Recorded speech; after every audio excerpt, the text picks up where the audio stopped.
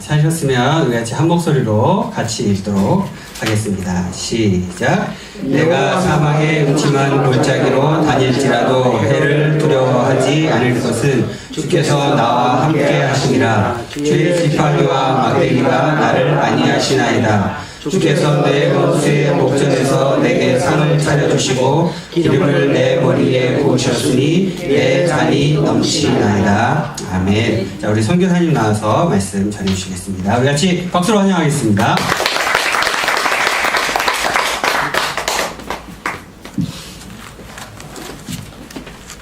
할렐루야. 네. 예, 반갑습니다. 제가 조금 늦었습니다. 아침에 뭐가 그렇게 바쁜지 죄송하고요.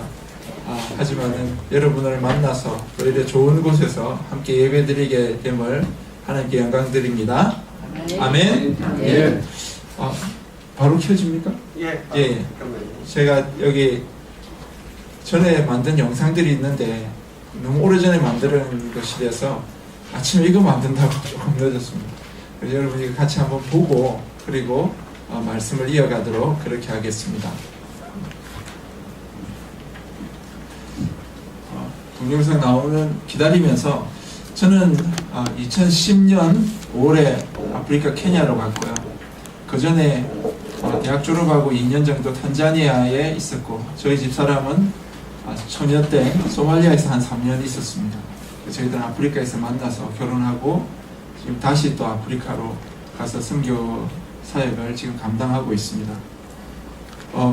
저희 사역은 앞에 보시겠지만은 도시 빈민들, 그 수도가 나이로비인데 케냐 나이로비인데 거기에 빈민들이 많이 있는데 저희들이 주 사역지는 강겜이라는 곳으로 한 64만 명이 모여 있습니다.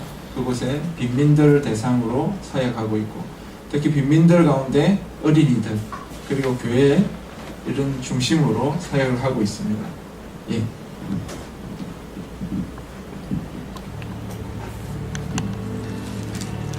은혜 아니면 살아갈 수가 없네. 호흡마저도 다 주의 것이니 세상 평안과 위로 내게 없어도 예수 오직 예수뿐이네. 우리 하나님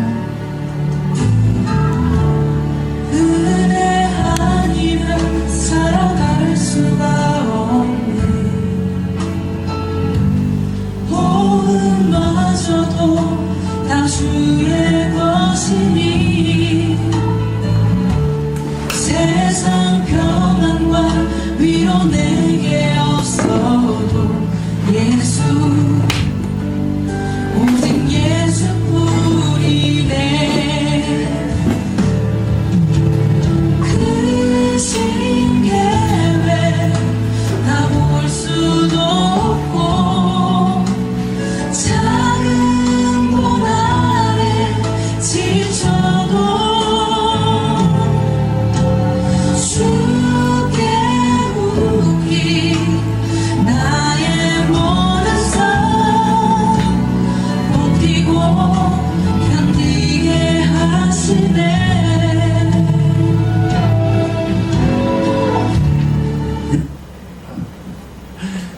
제가 오늘 설교가 좀 길기 때문에 영상을 좀 짧게 만들었습니다. 갑자기 끝나는 것 같아서 죄송합니다. 제가 사역하는 걸 다시 말씀을 드리면은요,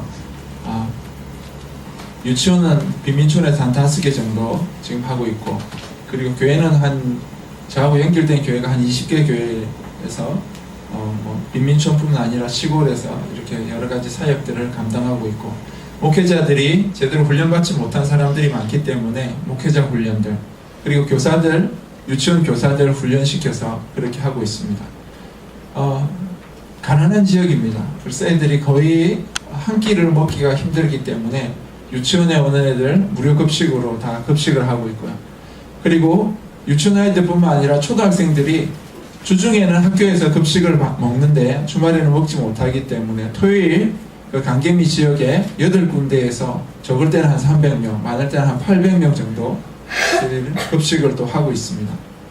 그 외에도 한 90명 가량 아이들을 우리 한국에 있는 후원자들하고 연결해서 등록금을 지급해서 그 애들이 적어도 고등학교는 졸업을 해야 취직을 할 수 있으니까 고등학교 졸업할 수 있도록 등록금 지원하는 일들, 뭐 여러 가지 제가 그곳에 있으면서 하나님이 시키시는 대로 또 열심히 이렇게 2010년도에서 지금까지 한 8년 정도 이렇게 사역에 왔습니다.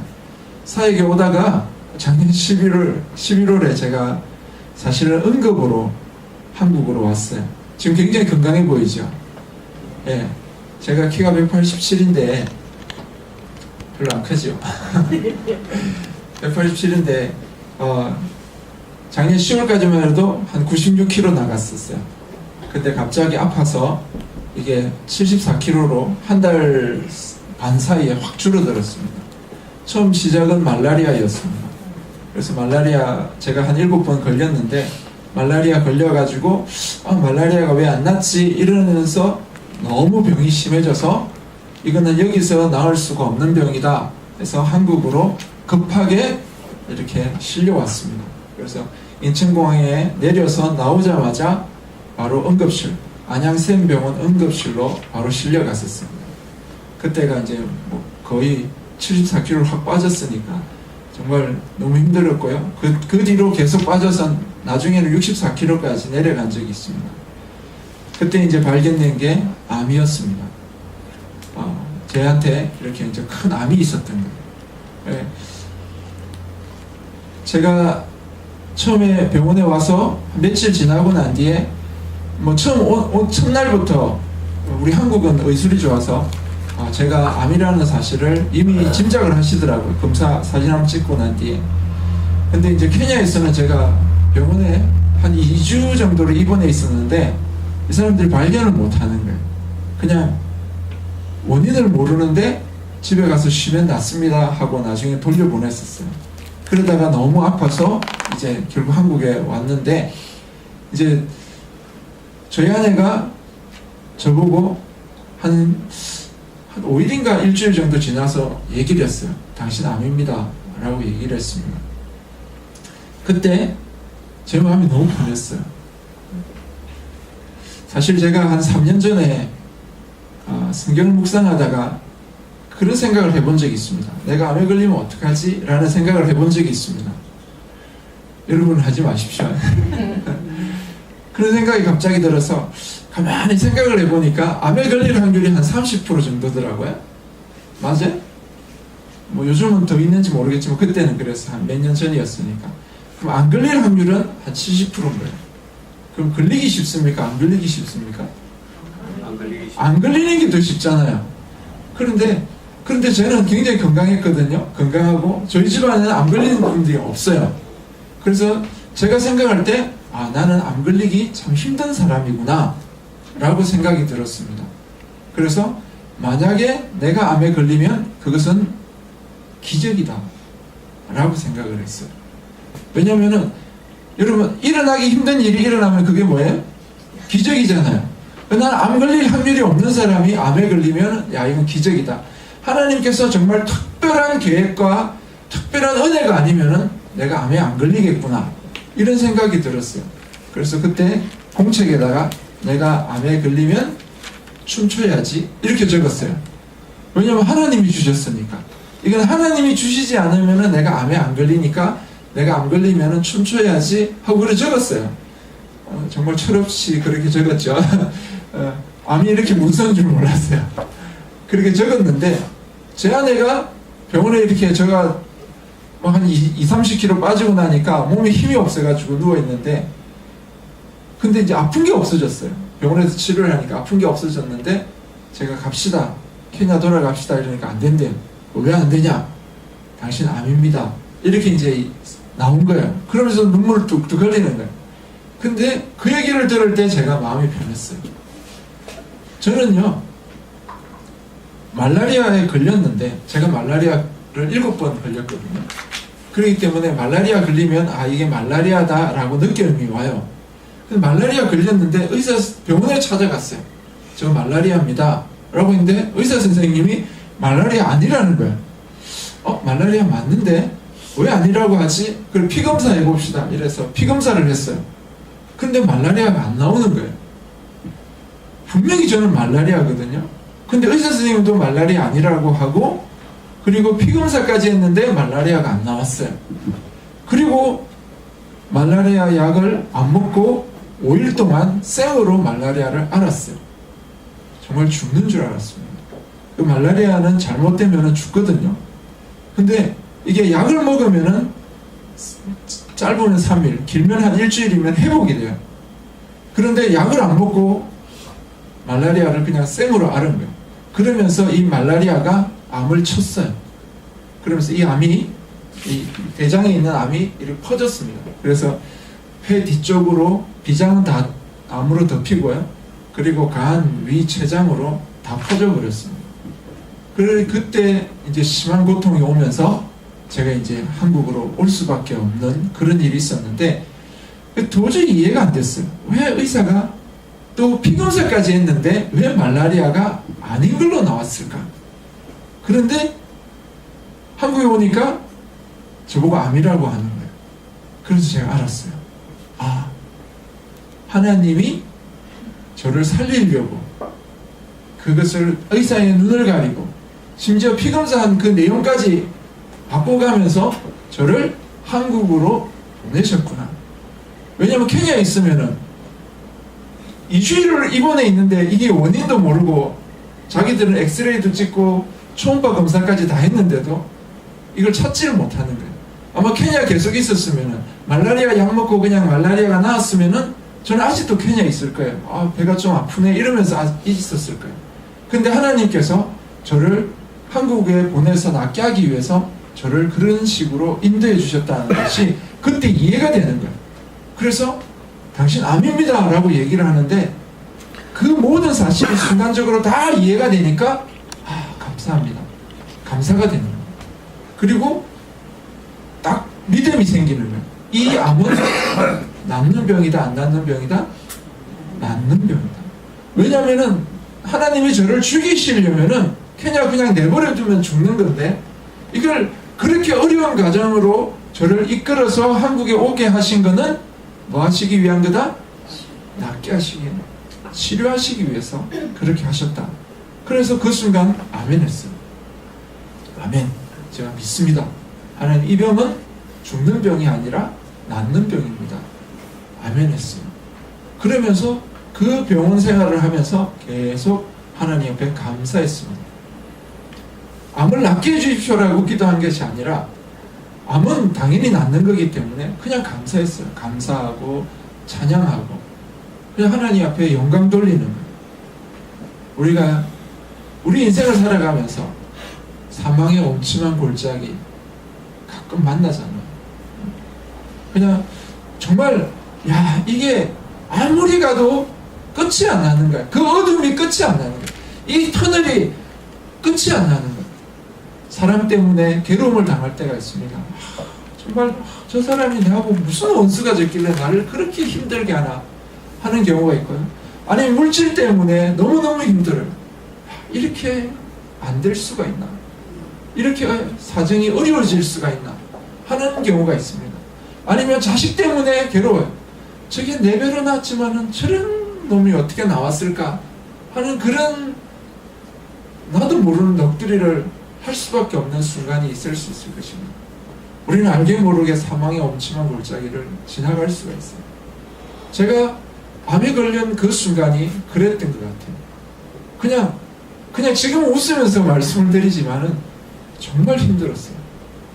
수술을 하는데요.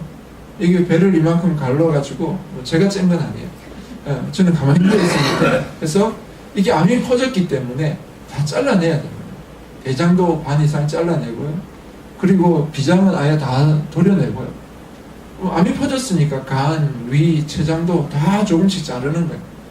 그래서 선생님이 배를 열어놓고 자기 자르고 싶은 데를 쑥쑥 자르고 그리고 기어놓고 몸이 좀 가벼워질 겁니다. 그렇게 얘기를 하는 거예요. 근데 그 고통이요 너무너무 어려웠어요. 제가 8층에 입원해 있었는데요. 정말 목사가 이런 얘기하면 안 되는데 너무너무 아프니까요. 창문 열고 뛰어내리고 싶었어요. 그렇게 아프더라고요. 그런데 그 시간들이요, 그 아픔들이요, 시간이 지나니까 조금씩 회복되는 거예요. 그리고 와서 항암을 하는데요, 항암을 11번을 하는데 그 순간순간마다 너무 또 다른 아픔이, 또 다른 괴로움인 거예요. 집안에 항암 환자 있으면 여러분이 아마 보셨을 거예요. 정말 그것이 또 다른, 이게 수술하고 이거는 그냥 확 달리는 거라면은 항암은 마라톤 같아요. 계속 끊임없이 아픈 거예요.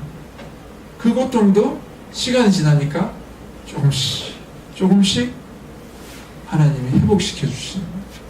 이것이 은혜인 것 같아요.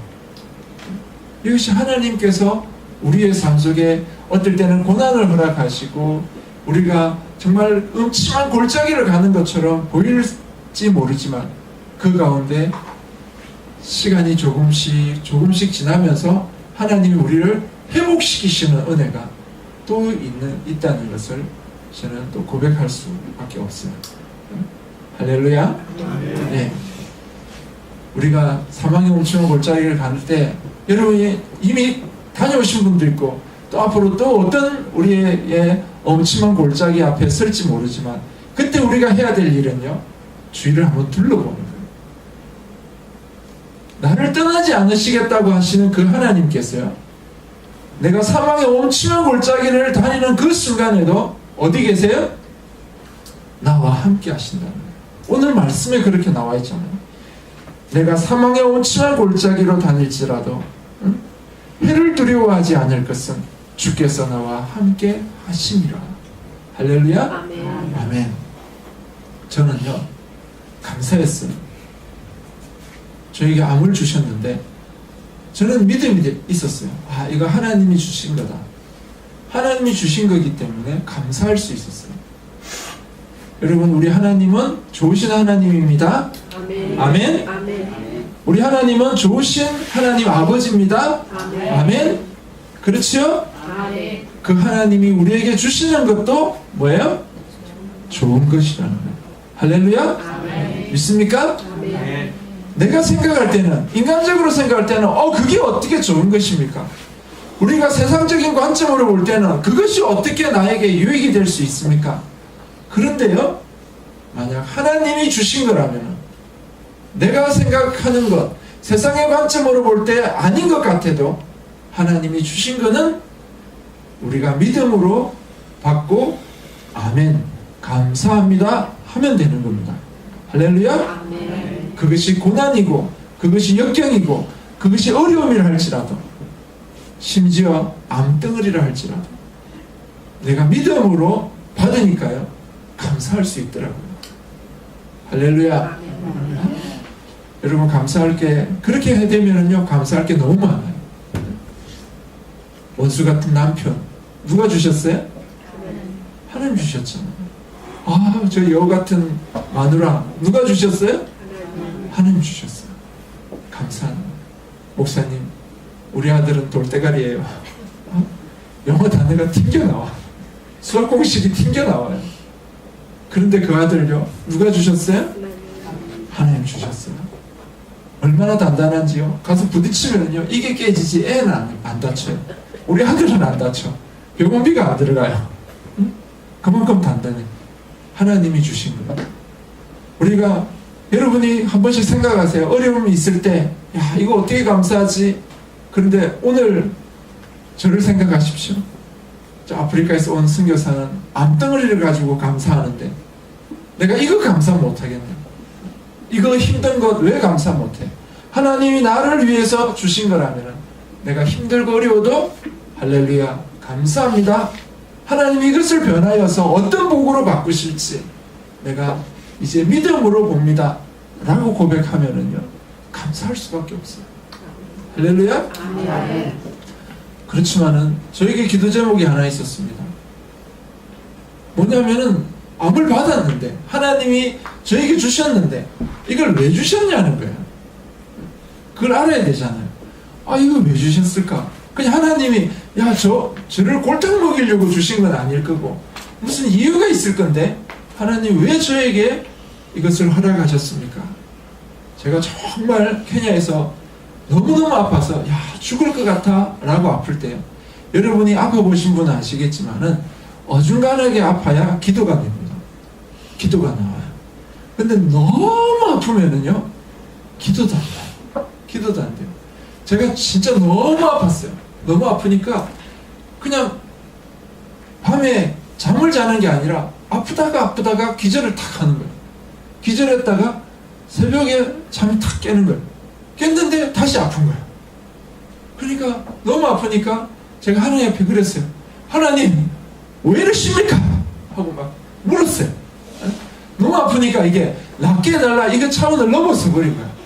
이게 왜 이러십니까? 라고 물으니까 하나님이 제 마음에 말씀해 주시는데 내가 뜻이 있다 이러시는 거예요.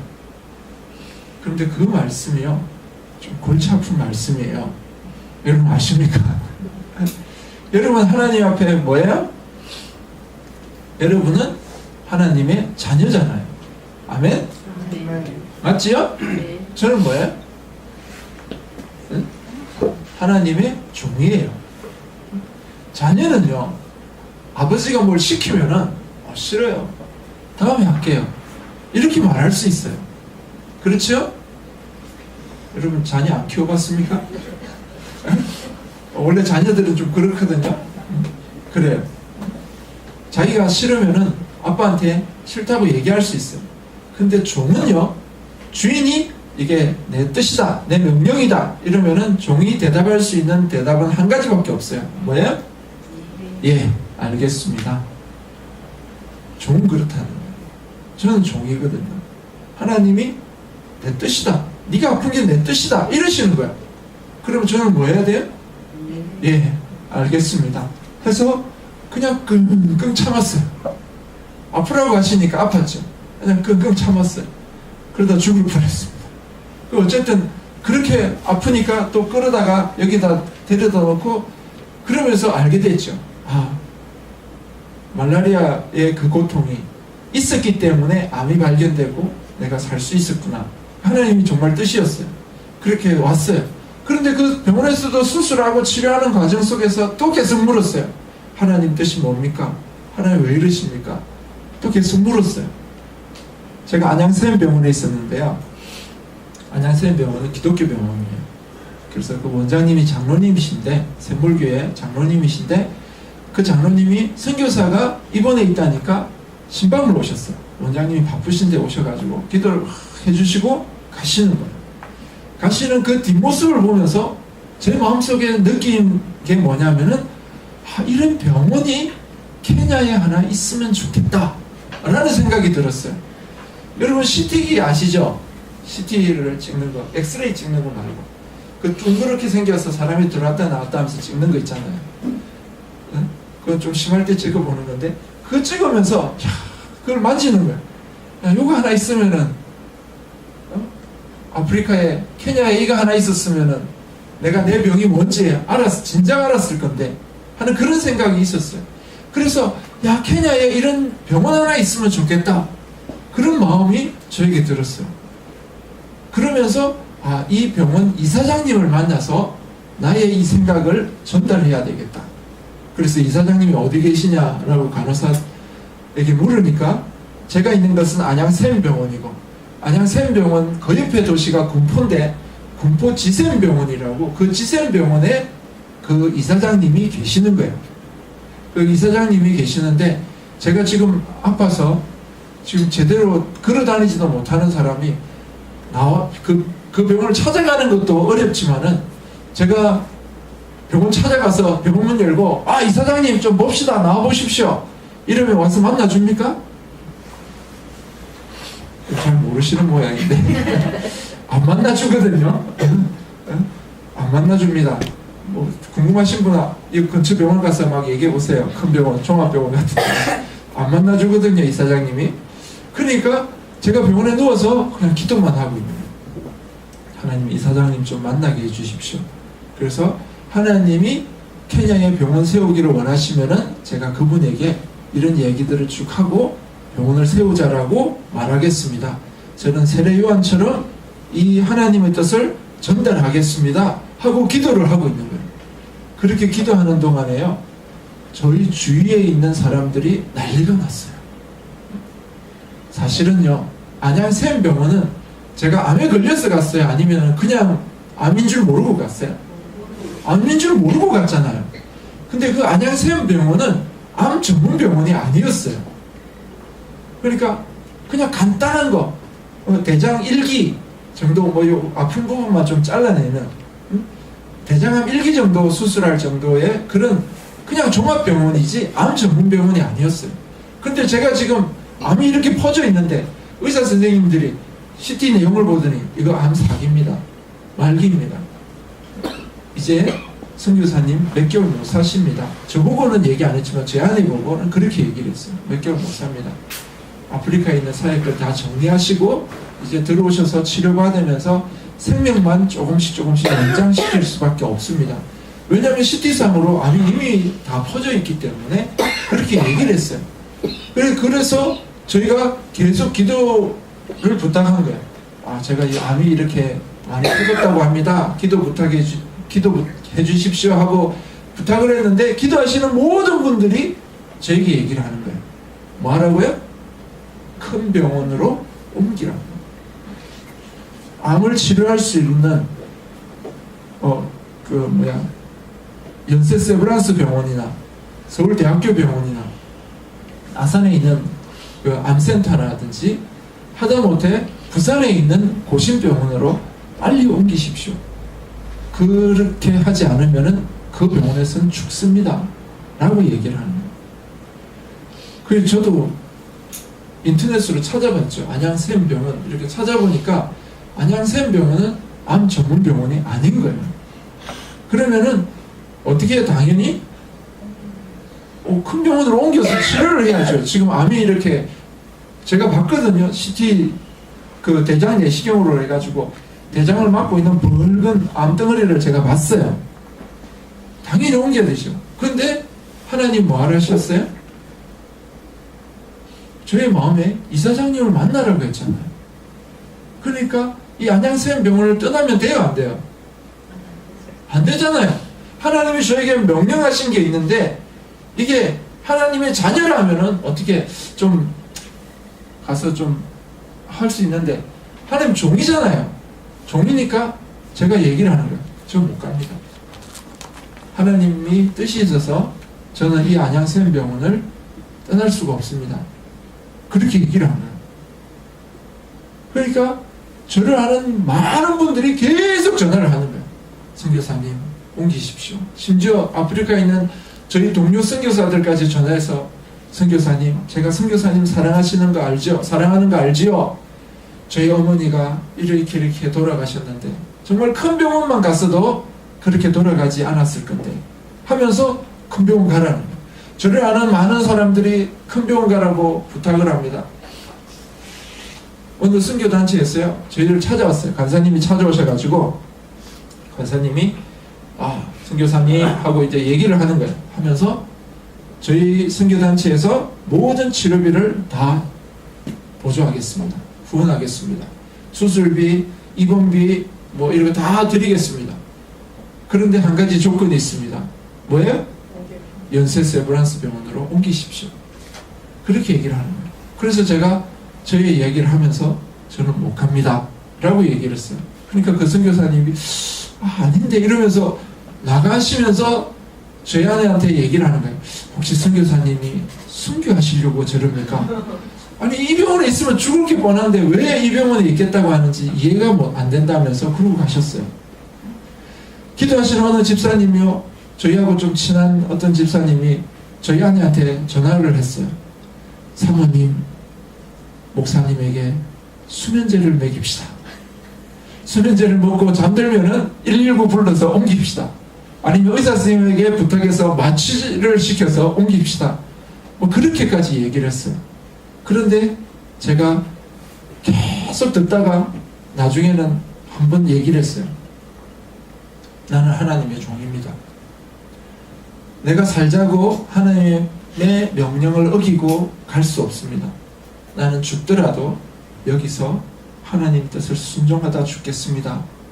라고 얘기를 했어요. 그리고 더 이상 저에게 병원 옮기라고 얘기하지 마십시오. 그 얘기 하는데 저희 아내는 어떻게 됐겠어요? 침대 밑에서 울고 있는 거야. 왜요? 가부되는 줄 알고. 울고 되는. 그때는 정말 그랬어요. 나는 이곳에서 죽을 수도 있겠구나 라고 느꼈어요. 왜냐하면 이 병원에서는 치료할 수가 없는 거예요. 그런데 하나님은 이 병원에서 이사장님 만나고 케냐에 병원 세우라고 얘기하라잖아요. 그리고 그렇게 있었어요. 있는데 안양샘병원 의사 선생님들이 모여서 회의를 하시는 거예요. 혈액종양 뭐 이렇게 암 그쪽에 뭐 수술하시는 분들 다 모여가지고 이런 회의를 하시면서 그분들이 내린 결론이 우리는 이 선교사님을 수술할 수 없습니다. 왜냐하면 이게 너무 퍼졌기 때문에 자기들의 실력으로는 이분을 수술을 할 수가 없다는 거예요. 그럼 어떻게 하느냐? 그래 이분을 군포지센병원으로 옮깁시다. 왜냐하면 군포지센병원은 암 전문 병원이었어요. 거기는 1등급 암치료 1등급 받은 그런 전문 병원이었어요. 제가 옮겨달라는 얘기도 안 했는데 그분들이 모여서 회의를 하고 결정하고 제가 옮겨지고 이틀 후에 바로 수술해서 8시간 수술하고 그리고 중환자실 갔다가 이제 입원실 와서 이제 휠체어 타고 겨우 움직일 수 있을 정도로 회복이 됐어요. 그렇게 회복되니까 제가 속해 있는 세계 모든 종족 선교회 그 대표 되시는 조장현 목사님이 신방을 왔어요. 와서 저하고 얘기를 하는 중에 목사님 제가 이 병원 이사장님을 좀 만나야 되는데 좀 할 얘기가 있습니다. 이랬더니 그래요? 그러면 바로 만나지요 하면서 핸드폰을 꺼내더니 자기하고 동창이라는 거예요. 그리고 바로 전화를 해서 우리 선교사님이 이사장님 좀 만나자입니다. 이래서 저는 8층에 있었고 그분은 13층에 있는데 전화하고 바로 13층에 올라가서 1시간 정도 기다렸다가 그분을 만난 거예요. 그래서 만나서 이제 제가 얘기를 했죠. 이렇습니다. 쭉 얘기를 하고 했는데 뭐 케냐에 병원 하나 세웠으면 좋겠습니다 라고 얘기를 했는데 그 이사장님의 반응이 저는요 정말 제가 생명 걸고 왔잖아요. 죽으면 죽으리라고 왔잖아요. 그래 왔으니까 제가 그렇게 얘기하면은 이사장님이 제 손을 탁 잡으면서 선교사님 제가 정말 병원 하나 세우려고 했는데 기다렸습니다 뭐 이렇게 될 줄 알았어요. 그런데 그분이 처음에 들어올 때부터 피곤에 쩔어가지고 들어오시는 거예요. 들어와가지고 앉으면서 제가 5분밖에 시간이 없습니다 이러면서 탁 앉는데 제가 얘기하는 동안도 계속 눈을 감고 계시니까 저분이 주무시는가 저는 지금은 이렇게 말을 하지만 그때는요 이 배를 갈라서 수술해 놓으니까 말도 안 나왔어요. 뭐 이러면서 얘기를 했었어요. 정말 아픔을 참고 겨우겨우 얘기를 했는데 그 얘기를 다 들으시고 그분이 일어서시면서 알겠습니다 선교사님 기도 한번 해보지요 하고 그냥 가시는 거야. 엘리베이터를 타고 내려오는데요 제가 속으로 하나님 이게 뭡니까? 나는 정말 목숨 걸고 이분 만나야 되겠다고 이렇게 와서 말씀을 전했는데 케냐에 병원 세워달라고 요청을 했는데 그분이 너무 죄송합니다 똥 씹은 얼굴로 그러고 가니까 너무 실망이 되는 거예요. 하나님 이게 뭡니까? 이게 뭡니까? 그런데요 하나님께서 제가 병원에 와서 탁 누워가지고 하나님 이러고 있는데 하나님이 제 마음을 그런 마음을 주는 거예요. 너는 너 할 일 다 했다. 너는 너 할 일 다 했다. 병원 세우고 안 세우고 그건 그렇게 중요한 게 아니라는 거야. 하나님이 병원 세우고 싶으면은 언제든지 누굴 쓰더라도 다 세우신다는 거야. 또 이미 병원도 있고요. 그런데 하나님이 그거 병원 세우는 게 목적이 아니라 저를 보시는 거야. 네가 순종하는지 안 하는지 보시는 거야. 그래서 너 잘했다는 거야. 하나님 저보고 잘했다고 그래요. 잘했다고 그래요. 사실 우리가 하나님의 뜻이라고 생각하는 게 거창한 것이라고 생각할 수 있습니다. 정말 큰 건 교회를 세우고 내가 교회를 몇 개 세웠다. 뭐 그런 것들이 하나님의 뜻인 줄, 물론 그것도 하나님 뜻이죠. 하지만은 하나님이 정말 원하시는 거는요, 그런 큰 순종, 물론 그렇게 뜻이 있어서 그렇게 순종하시는 분도 있겠지만은 보통 우리의 모습에서는 그냥 하나님 안에서 꾸준하게 우직하게 드려지는 그것을 하나님 기뻐하시는 거예요. 오늘 강고 시간에 뭐 반찬 당번, 설거지 당번 뭐 이렇게 하시는데 그냥 내가 맡은 그 일, 이것이 하나님의 일인 줄 알고 내가 순종하는 거예요. 교회에 그냥 누가 시켜서 하는 게 아니라 그냥 내가 하나님의 몸된 교회니까 그냥 청소하고 섬기는 거예요. 그것이 다른 사람이 알아주든 알아주지 않든 하나님 앞에 내가 꾸준하게 하나님의 뜻인 줄 알고 살아드릴 때 하나님이 그 모습 보면서 잘하였다, 잘하였다, 충성하였다 칭찬해 주시는 거예요. 할렐루야. 아멘. 큰 교회를 다니는 것이, 화려한 예배를 드리는 것이, 그것이 중요한 것이 아니라 그냥 주일 그 시간에 내가 그 자리에 와서 하나님 앞에 예배 드리며 찬양 드리며 주의 몸된 교회를 갖고 나가는 것, 그것을 하나님이 기뻐하시는 거예요. 그래서 하나님이 저를 위로하시는 거예요. 잘하였다. 그래서 제가 그랬어요. 하나님, 근데 왜 접니까? 그렇잖아요. 케냐에 정말 훌륭하신 선교사님들 많거든요. 20년, 30년 되신 분들 있어요. 그리고 이미 이사장님하고 잘 아시는 분도 있을 거예요. 그런데 왜 쌍짜백이 저를 불렀습니까? 제가 물었어요. 물으니까 하나님이 또 그냥 안 넘어가시고 제 마음속에 그런 마음 주시는 거예요. 하나님이 제 마음에 말씀하시기를 네가 고집이 제일 세다 이러시는 거야. 고집이 제일 세대요. 다른 사람 같으면은요, 안양샘병원 왔는데 암이랍니다. 그러면은 어디 가요? 큰 병원 가는 거예요. 큰 병원 가서 치료 다 받고, 그리고 와서 이사장님 좀 만납시다, 커피 한잔 합시다, 점심 함께 합시다 이러면서 얘기한다는 거예요. 그런데 이 미련하게 지 죽는 줄도 모르고 이게 하나님 뜻이다 생각하고 그냥 그 자리에 있는 거예요. 그냥 미련하게 그렇게 가는 거예요. 그런데 그걸 하나님이 기뻐하시더라니까요. 그걸 하나님이 기뻐하시는 거예요. 다른 사람이 볼 때는 유도리도 없고 타협도 못하고 멍청해 보이지만은 하나님이 그걸 기뻐하시는 거예요. 우리의 삶을 그렇게 하나님 앞에 드렸으면 좋겠어요.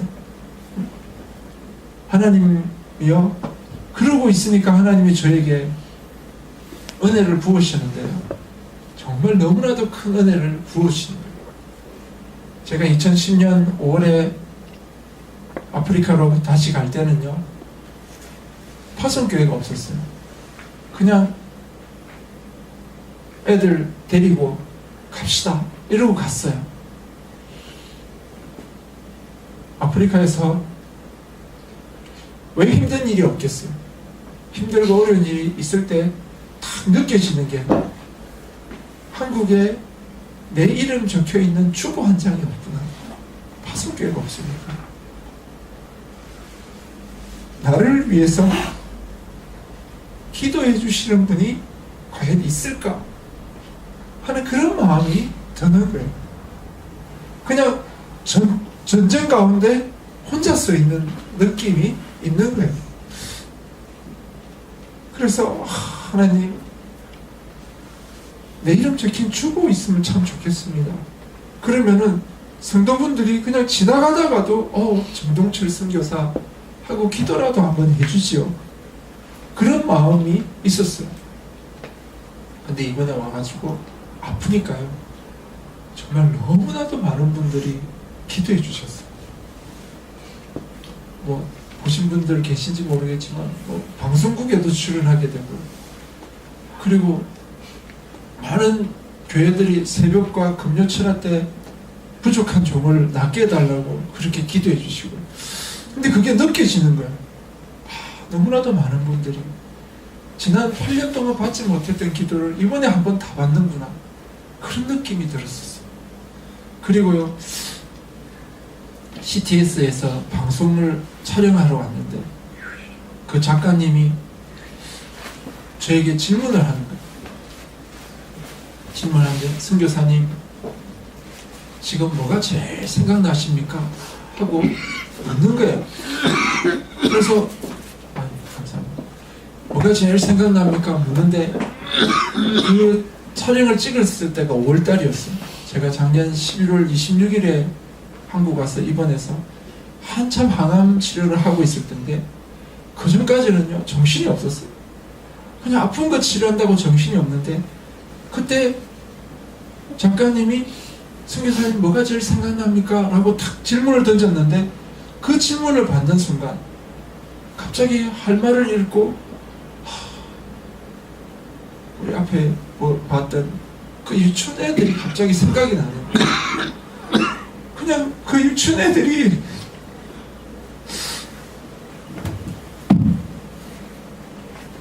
너무 보고 싶은 거예요. 그러니까 거의 한 6개월 지났죠. 정말 그 애들이 너무 보고 싶은 거예요. 우리 애들이 너무 보고 싶습니다. 밥은 제대로 먹고 있는지, 유치원은 잘 나오고 있는지, 그 애들이 너무 보고 싶습니다. 그렇게 고백이 되는 거예요. 사실 제가 그 애들 별로 안 좋아했거든요. 선교사가 이런 얘기하면 거짓말같이 들릴 수 있겠는데 진짜 별로 안 좋아했어요. 제가 한인촌에 이렇게 들어가면은요 애들이 막 몰려와요. 나는 별로 안 좋아하는데 저들은 나를 좋아가지고 막 몰려와요. 와서 막 손잡고 매달리고 막 이 팔에 막 한 두세 명씩 매달리고 이쪽 팔에 두세 명 매달리고 못 매달린 애는 저기서 울고 있고 막 이렇게 줄줄줄 끌고 다니면서 매달려요. 설교하려고 예배 시간에 앞에 앉아 있으면은요 얘들이 뒤에 와가지고 제 머리를 쫙 만져요. 왜냐하면 아프리카 애들이요 피부색이 부러운 게 아니라 우리나라 사람 머리카락이 부러운 거예요. 얘들 곱슬머리가 돼서 파고들고 가기 때문에 다 머리를 빡빡 깎든지 아니면 그 길게 늘어뜨린 건 다 가발들이거든요. 가발을 다 엮어가지고 이렇게 늘어뜨려서 다녀요. 그러니까 머리가 신기하니까 머리를 자꾸 만지는 거예요. 그런데 그 애들한테는 한 가지 비밀이 있습니다. 뭐냐면은 그 애들은요 하루에 한 끼를 못 먹는 애들이에요. 하루 한 끼를 못 먹는 애들이니까 이런 화장지를 살 돈이 있어요, 없어요? 있겠어요, 없겠어요? 없잖아요. 그럼 화장실 볼일 보고 어떻게 해요? 손으로 닦아요. 손으로 닦고 그 다음에 깨끗한 물에 잘 씻어야 되는데 물도 없어요. 그럼 그 애들의 손은 다 무슨 손이에요? 똥손이고 똥손. 그런 손으로 막 매달리고 그 똥손으로 자꾸 떼는 거예요. 제가 이 멀쩡하게 생긴 이 키도 크고 이런데 제가 조금 더 깔끔을 떨거든요. 그 애들이 그러니까 너무 싫은 거예요. 자꾸 와서 저를 만지고 매달리고 하는 게. 그렇다고 선교사가 야 저리 가! 이렇게 할 수는 없으니까 그냥 그래 달아지겠냐 뭐 이러면서 그냥 놔두는 거예요. 그래서 내가 겉으로는 그 애들 사랑한다고 하면서 그거 뭐라고 그것 때문에 그 애들 싫어하고 그 애들 떨어지라고 했던 게 생각나면서 너무 미안하고 그 애들이 너무 보고 싶은 거야. 사실 2010년도 가서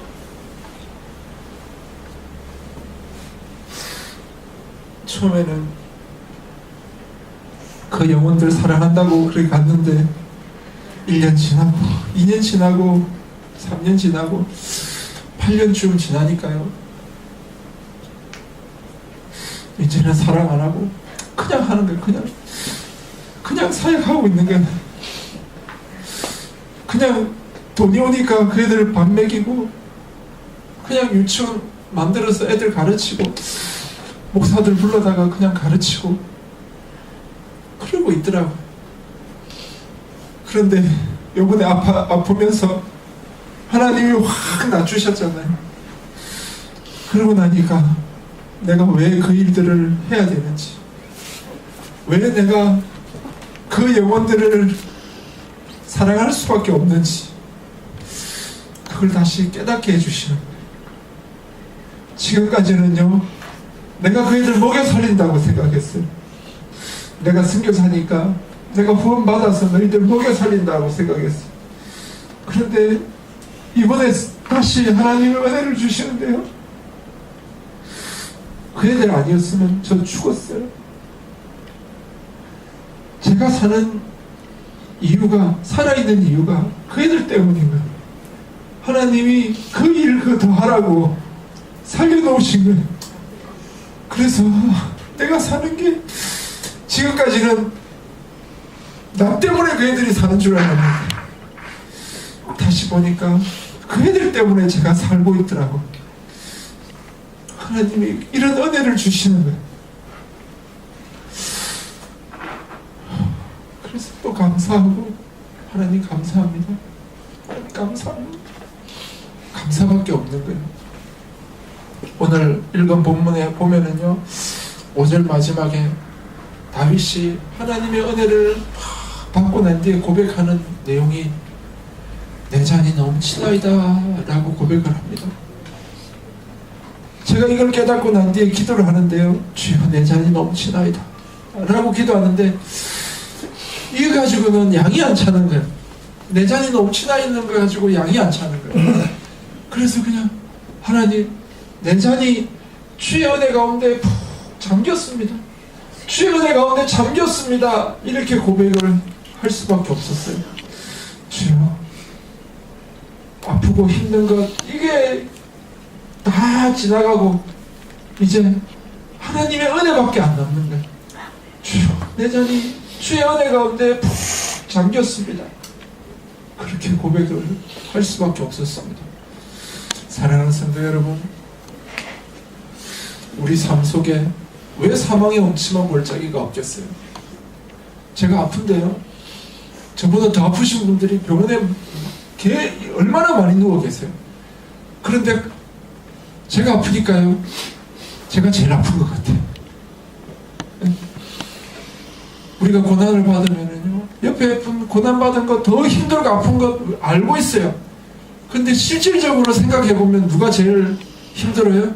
내 고난, 내가 제일 힘든 거예요. 그런데 우리 하나님이 함께 하시니까 그것이 바뀌어서 복이 되고요, 우리 하나님이 함께 하시니까 그것이 나중에 감사합니다, 내 잔이 주의 은혜 가운데 잠겼습니다 라고 고백할 수 있게 되더라니까요. 이런 은혜가 저와 여러분에게 더 풍성하게 넘치기를 주의 이름으로 축원합니다. 아멘. 제가 한번 기도하겠습니다.